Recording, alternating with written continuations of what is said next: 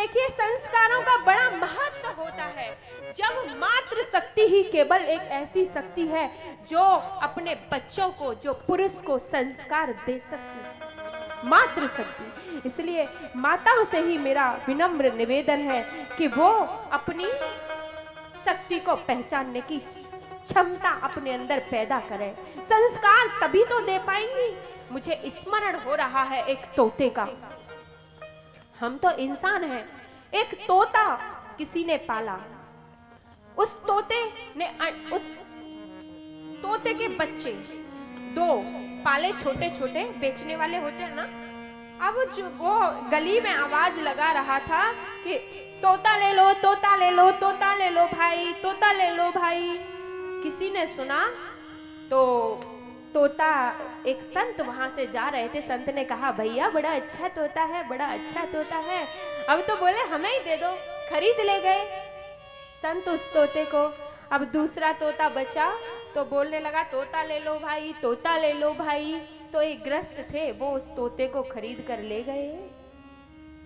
अब क्या हुआ, वो गृहस्थ जब उस तोते को खरीद कर ले गए तो देखिए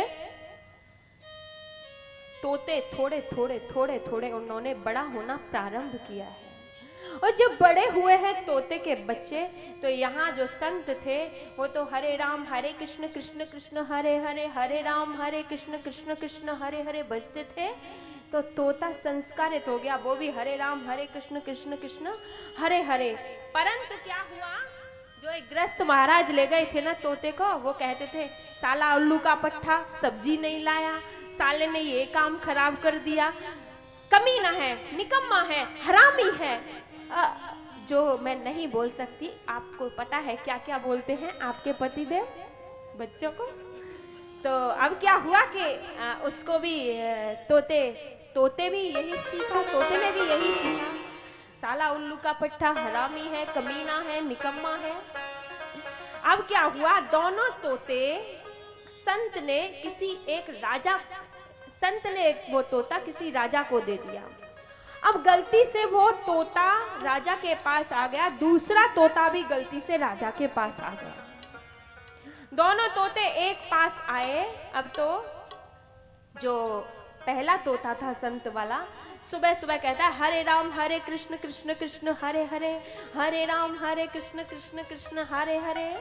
राजा बोला वाह क्या मीठे मीठे स्वर सुनाई पड़ रहे हैं, देखो तो सही, आज तो आनंद ही आनंद छा गया, आज तो मेरा जीवन धन्य हो गया, क्योंकि सुबह सुबह प्रभु का नाम सुनने को मिल रहा है। इससे और ज्यादा सौभाग्य की बात क्या हो सकती है। परंतु मीठे मीठे नाम के साथ राजा उठा है, और जैसे ही राजा उठा है तो ये देखिए दूसरे तोते जो महाराज थे ना, वो राजा को कहने लगे आ गया साला उल्लू का पट्टा।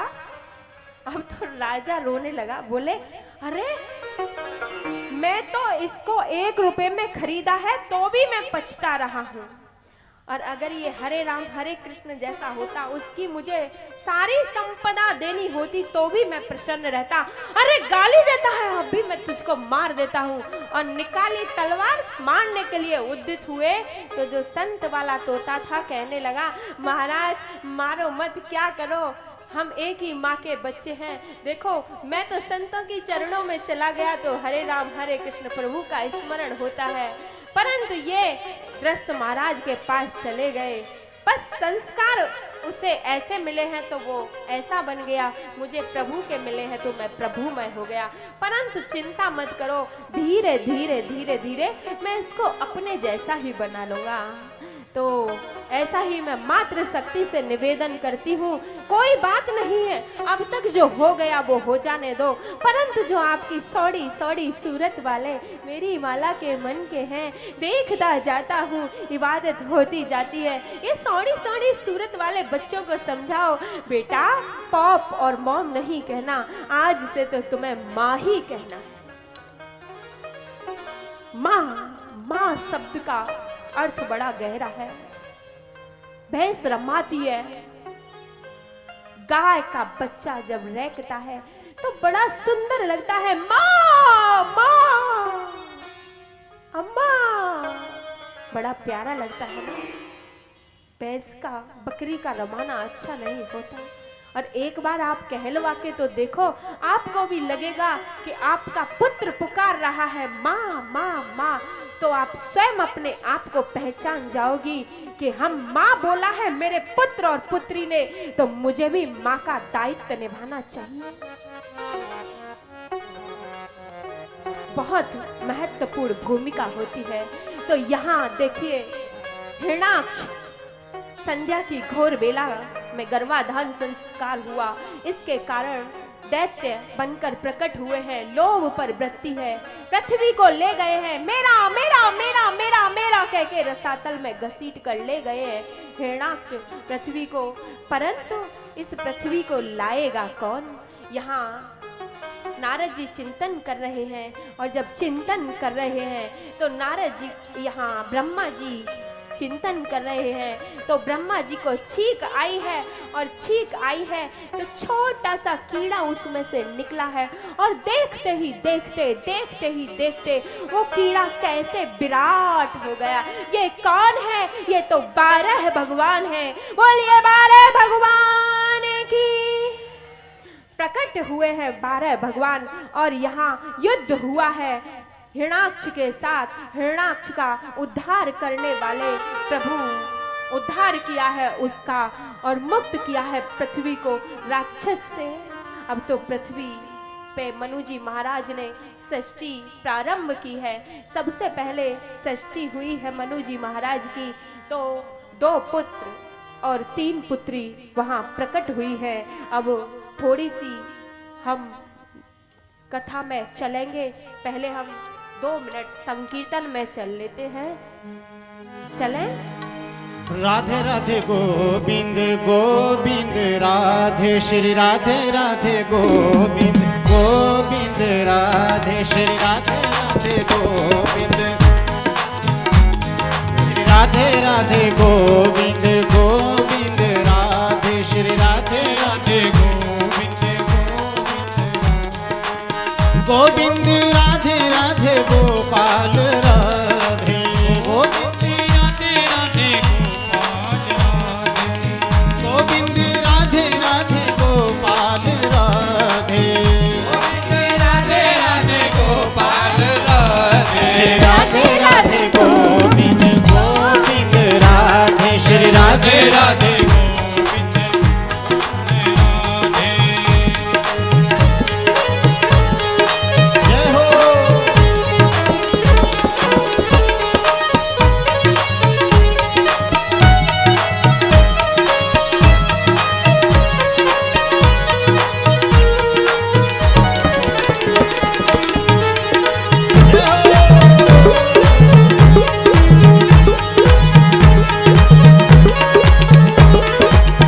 श्वास में राधे राधे बात बात में राधे श्वास श्वास में राधे राधे बात बात में राधे कदम कदम की डाल डाल और बात बात में राधे कदम कदम की डाल डाल और बात बात में राधे राधे राधे गोविंद गोविंद राधे श्री राधे राधे गोविंद गोविंद राधे जय हो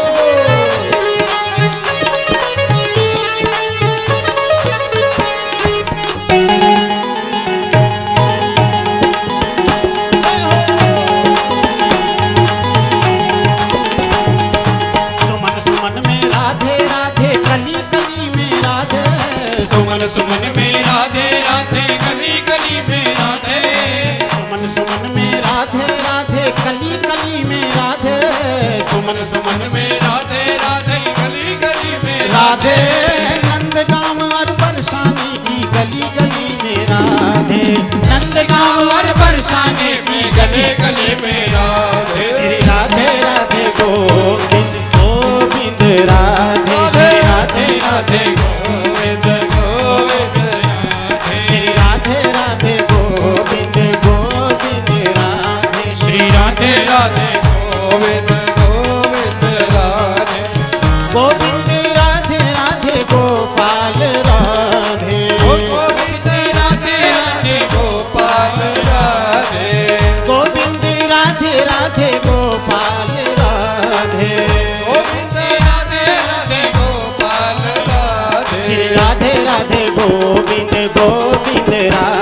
श्री राधे राधे गोविंद गोविंद राधे, श्री राधे राधे गोविंद गोविंद राधे, श्री राधे राधे गोविंद गोविंद राधे, श्री राधे राधे गोविंद गोविंद राधे, श्री राधे राधे गोविंद गोविंद राधे, श्री राधे राधे गोविंद गोविंद राधे, श्री राधे राधे गोविंद गोविंद राधे, श्री राधे राधे गोविंद गोविंद राधे।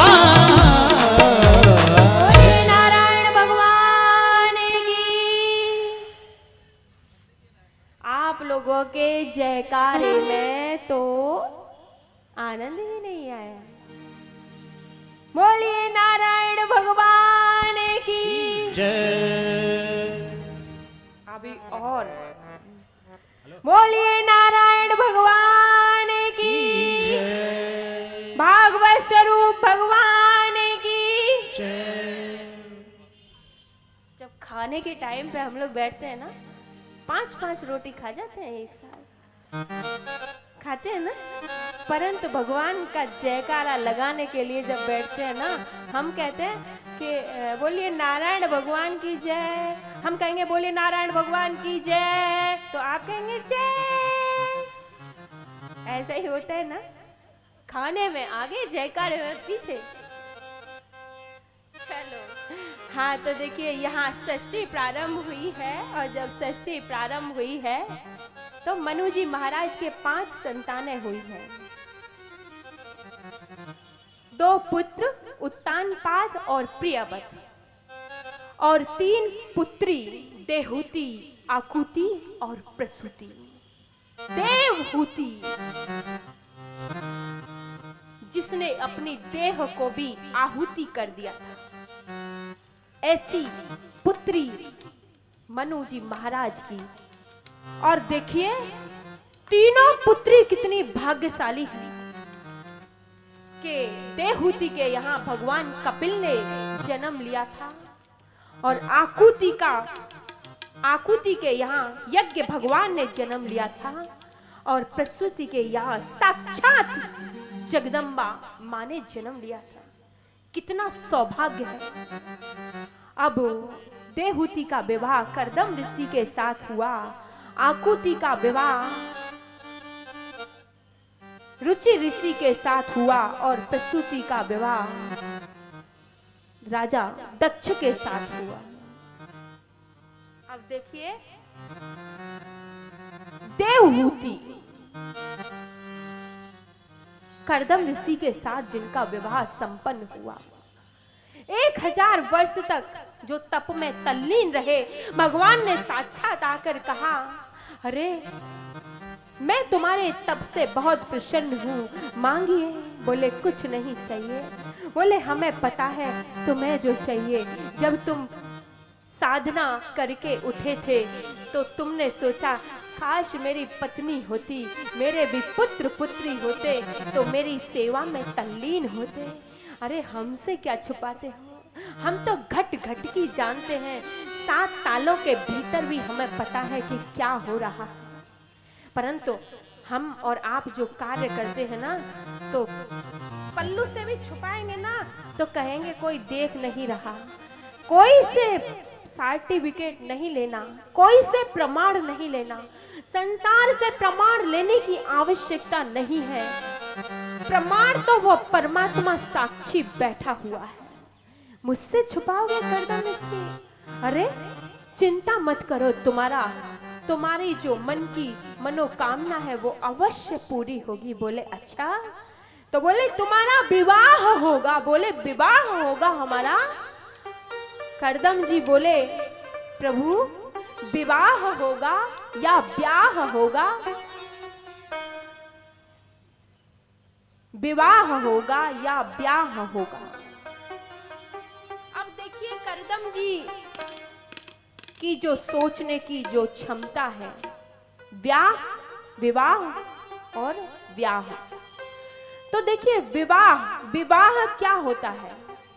विवाह पिता अपनी पुत्री का विवाह करे, परंतु विवाह करने के बाद उसकी सारी जमीन जायदाद बिक जाए, उसके पास कुछ भी नहीं रहे और फिर भी पुत्री को कोई सुख नहीं हो, तो ये हुआ विवाह। विवाह मतलब विवाह करके भी आह निकले पिता की। और दूसरा क्या है? व्याह, जिसमें आह ही आह भरी है, आह ही आह। ओहो, कितना कष्ट हुआ है मुझे मेरी पुत्री का। पता नहीं कैसे कैसे पुत्रियों के जो विवाह करते हैं ना, उन लोगों को पता होती है कितने कष्ट से चप्पल जूते घिस जाते हैं। लेकिन लड़कों वालों के जो नखड़े हैं ना, वो सातवें आसमान पर चढ़ के बोलते हैं। परंतु वो ये नहीं जानते कि कभी हम भी लड़की वाले होंगे, या तो होंगे और होंगे नहीं तो होने वाले होंगे। भर लो लड़की से जितना मिले, आह निकल जाए पिता की, मर जाए पिता, माँ मरे चाहे बाप मरे, उनको तो बस चाहिए तो चाहिए। और किसके ऊपर चाहिए? अपने ज्ञान के ऊपर नहीं, अपनी बाप की जो फैक्ट्री है ना, उसके ऊपर चाहिए। आजकल आप लोग विवाह लड़के का नहीं करते, उसके बाप की फैक्ट्री का विवाह करते हैं। उसका बाप, कई बार मैंने देखा है कि बहुत लोग देखते हैं, दीदी जी एक लड़का देखा है, परंतु लड़का तो 12th पास है, परंतु उसका बाप है ना, वो डिग्री कॉलेज में प्रिंसिपल है। अब बताओ, पुत्र की शादी, लड़के की शादी करने जा रहे हो या उसकी प्रॉपर्टी की शादी? तो जिसमें आह निकले व्याह। परंतु प्रभु हमारे यहाँ तो आह नहीं निकलेगी ना, हमारा तो व्याह ही होगा। बोले हाँ, व्याह का अर्थ होता है आह आह, वाह वाह, आनंद ही आनंद विकीर्ण होने लगे चारों तरफ। हाँ, आपका तो विवाह ही होगा। यहाँ प्रसन्न है और बड़े प्रसन्न है करदम जी महाराज कि हमारा विवाह संपन्न होगा, प्रसन्न है। अब क्या हुआ, यहाँ ब्रह्मा जी ने मनु जी महाराज को उनकी पुत्री देहूति के लिए करदम जी महाराज को चुना है और कहा, जाओ तुम अपनी पुत्री का पाणी ग्रहण संस्कार करदम जी महाराज के साथ कीजिए। अब तो करदम जी महाराज के लिए विवाह कराने हेतु आ रहे हैं मनु जी महाराज अपनी पुत्री को लेकर। यहाँ करदम जी भी प्रतीक्षा में रत हैं। अरे भगवान ने कहा है जरूर विवाह होगा, जरूर विवाह होगा। परंतु भगवान ने एक बात और कही कि विवाह भी होगा और तुम्हारे यहाँ 9 पुत्रियों का जन्म भी होगा। 9 पुत्रियां? प्रभु मैं क्या करूंगा 9 पुत्रियों का? भगवान ने कहा, अरे करदम तुम्हें पता नहीं, जहाँ 9 पुत्रियां होती हैं वहीं तो मैं आया करता हूँ। जहाँ नवदा भक्ति होती है, ये 9 पुत्रियां क्या है? नवदा भक्ति। जहाँ नवदा भक्ति होती है वहीं मैं आया करता हूँ। अब देखिए कई बार क्या होता है, हमारे यहाँ जब पुत्रियों का जन्म होता है ना, तो लोग रोते हैं। अरे पहली बार भी पुत्री का जन्म क्या है, फलाने आदमी के यहाँ पुत्री हुई है। और जब पुत्र होता है ना तो थाली बजाते हैं, बेला बजाते हैं, परंतु उनको ये पता नहीं कि अब हम थाली बजा रहे हैं, बेला बजा रहे हैं, परंतु जब हमारा बुढ़ापा आएगा तो ये हमारे सिर को बजाएंगे, और वो भी किससे? चप्पल जूतों से। पुत्रों की लालसा रखने वालों का बुढ़ापा ऐसा ही होता है। और पुत्री हमेशा हमेशा हमेशा कृतज्ञ रहती है।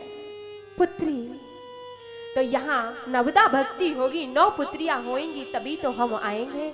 हाँ फिर तो प्रभु मैं जरूर 9 पुत्रियों को जरूर मेरे यहाँ जन्म लें। देखिए जब पहली बार, हमारे वेद हमारे शास्त्र कहते हैं, जब पहली बार हमारे यहाँ पुत्री का जन्म हो तो हमें समझ लेना चाहिए कि हमारे यहाँ लक्ष्मी जी का आगमन हुआ है। तो प्रभु अब तो मैं जरूर गृहस्थी में प्रवेश करूंगा। अब तो बैठे हैं, इंतजार में है मनु जी महाराज के कि कब देहूति आए और कब ये आगे का कार्यक्रम बढ़े। तो जब ध्यान में बैठे हैं, भजन में बैठे हैं, तो सोचते हैं अरे एक सुंदर सी कुटिया भी तो होनी चाहिए। अब तो गए हैं वन जंगल में छोटे छोटे वृक्षों को काट कर लाए हैं, पत्तों को काट कर लाए हैं, सुंदर सी कुटिया बनाई है और ध्यान में माला लेके बैठे हैं। पर जब ही माला लेके बैठते हैं तो बार बार चित्त भागता है, कहीं मनुजी महाराज आए तो नहीं, कहीं मनुजी महाराज आए तो नहीं। कोई मृग, कोई पशु पक्षी जाता है तो सूखे जो पत्ते होते हैं उनकी आवाज होती है, तो समझते हैं कर्दम ऋषि कि शायद मनुजी महाराज देहूति को लेकर पधार चुके हैं, परंतु निराश होकर वापस आकर बैठ जाते हैं। अब क्या हुआ? अब तो मनुजी महाराज का प्रादुर्भाव हुआ, पधार चुके हैं मनुजी महाराज। अब तो बड़े प्रसन्न हैं, आसन दिया, अतिथि देवो भव, पितृ देवो भव, अतिथि देवो भव। अतिथि का स्वागत करना चाहिए, गुरु का स्वागत करना चाहिए, और अपने से जो बड़े हैं उन सबका हमें स्वागत करना चाहिए। अब देखो, ये कथाओं से हमें प्रेरणा मिलती है कि अतिथि का स्वागत कर्दम ऋषि ने किया तो हम तो बहुत ना कुछ, फिर तो हमें तो अतिथि का स्वागत करना ही चाहिए। तो स्वागत किया है, आसन दिया है, और जब आसन दिया है तो कर्दम ऋषि के दिए हुए आसन पर मनुजी महाराज और सत्यरूपा जी बैठे हैं। परंतु तीसरा आसन दिया है देहूति जी के लिए। अब देहूति जी ने कहा, अरे ये मेरे पति हैं, अभी इनका विवाह मेरे साथ होने जा रहा है, मैं इनको मन वाणी वचन से अपना पति मान चुकी हूँ, तो इनके बिछाए हुए आसन पर मैं भला कैसे बैठ सकती हूँ। परंतु फिर सोचा, अरे जब ये मेरे पति होने जा रहे हैं तो पति की आज्ञा नहीं मानना ये बहुत बड़ा पाप है।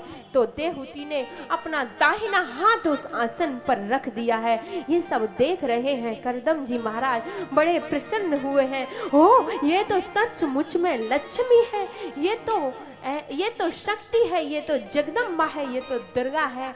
अब तो यहाँ मनुजी महाराज ने कहा, हम ये मेरी पुत्री है, उत्तानपाद की भगनी है, सो हम चाहते हैं कि भगवान ने, ब्रह्मा जी ने हमें प्रेरित किया है कि आपकी पुत्री के लिए जो वर है इस पृथ्वी पर वो कर्दम ऋषि है, इसलिए हम चाहते हैं कि आप शुभ मुहूर्त में हमारी पुत्री के साथ पाणी ग्रहण संस्कार कीजिए।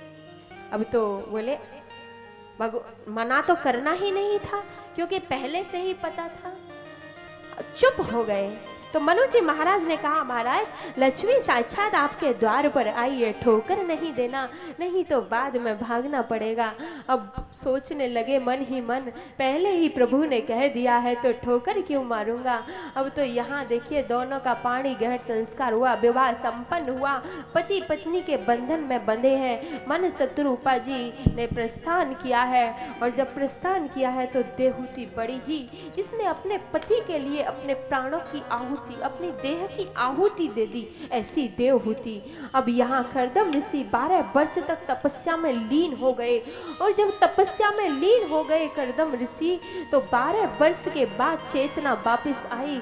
12 वर्ष तक देहूति कैसे अपने पति की सेवा में लगी रही, अन्न जल ग्रहण नहीं करती, फटी हुई धोती, नहाती नहीं नहाती, बस अपने प्रभु को ही, अपने पति की सेवा में समर्पित हो गई। कुछ भी भान नहीं है उसको अपने शरीर का।